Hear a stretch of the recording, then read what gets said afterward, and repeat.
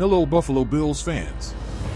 Our team is ignited with thrilling updates that have paved the way for collective excitement.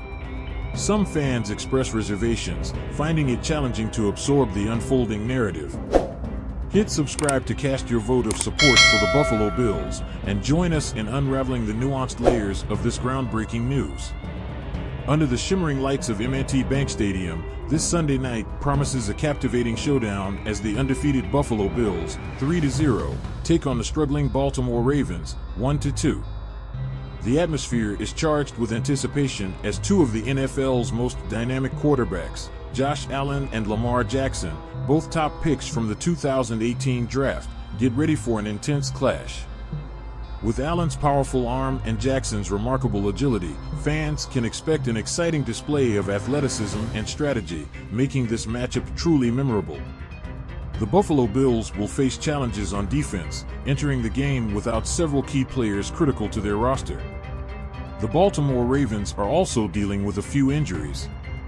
CB Jalen Armour-Davis is confirmed out, while C. Tyler Linderbaum's status is listed as questionable. Starting G. Andrew Voorhees is doubtful, as is NT Michael Pierce, as of Saturday. Out. LB Terrell Bernard left the Week 2 game against Miami with a pectoral injury. On average, a non-operative pectoral strain takes about 18 days to recover. The initial prognosis for Terrell Bernard is encouraging, as the team has opted not to place him on the injured reserve list, indicating that his injury is graded at 1-2. However, recent history shows that pectoral strains can vary widely. For instance, TJ Watt missed nearly 2 months in 2023 due to a similar injury. The Bills also faced this issue with Matt Milano in 2020.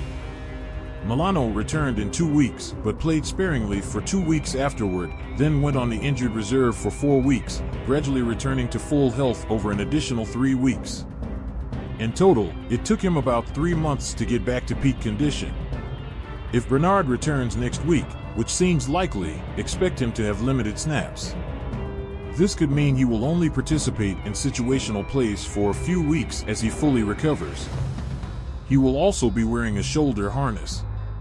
CB Taron Johnson was injured during the first series of Week 1 against the Cardinals. His right forearm took a hit from S. Taylor Rapp, leading him to quickly leave for the locker room, where he did not return.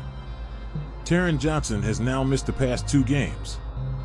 He has confirmed that he is dealing with a small fracture in his forearm, which typically requires a recovery period of 4 to 6 weeks. Fractures of the forearm, likely an ulna fracture in this case, have variable recovery times. Some players return in 4 weeks, while others may face season-ending injuries. Although Taron has not yet resumed practice, it appears he is likely to be ready for next week. Unfortunately, he may not be cleared in time for the Week 5 game against Houston. QB Josh Allen sustained a hand injury during the Week 1 victory against the Arizona Cardinals. The incident occurred when Allen hit his left hand with his own elbow while landing in the end zone after scoring a go-ahead touchdown in the fourth quarter. Despite the setback, he managed to finish the game with his hand wrapped. While the team has been reticent about his injury, Allen is medically cleared to play, though it seems he may have suffered a small fracture in his metacarpal. He can be seen wearing a padded glove for protection. This additional support is expected to continue for several more weeks as he recovers fully. Despite potential limitations, if anyone can overcome such challenges, it's Josh Allen, one of the most resilient and determined quarterbacks in the league. CB Kyer Elam suffered a neck injury during the Week 3 game against Jacksonville. While details are unclear, it likely was a minor sprain, as he has progressed from limited to full participation in practice this week and will be available for the Week 4 matchup. QB Mitch Trubisky suffering a knee injury in the August 17th game against the Steelers. Trubisky has gradually been able to regain enough health to back up Josh Allen on Sunday.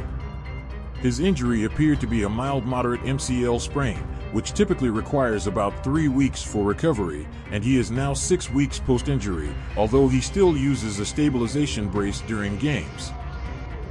Quentin Morris has been dealing with a shoulder issue since the August 17th game against the Steelers. He did not leave that game in visible pain, so the injury is likely minor.